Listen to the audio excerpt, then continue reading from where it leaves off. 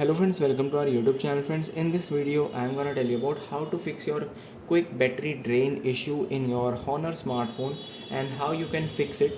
So first friends, you have to not to use while charging your smartphone. If you are playing games or doing some activity while charging, it will definitely heat your smartphone and do a quick battery drain problem also. So you can just fix it by not avoiding these things. And second step is you have to click on the application, click on manage apps and delete your unused and unuseful apps from your smartphone so it will not drain your battery in the background. Then click on three dots and click on reset app preference. By doing this setting you will not lose any app data.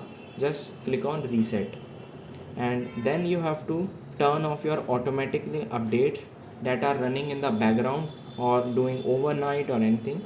Just click on the Play Store, click on profile. Here it is settings, click on network preference, auto updates, and you can see you have to select don't auto update apps.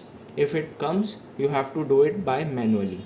Same thing you have to do it in the settings of your software update. You can go to system updates, software updates and three dots.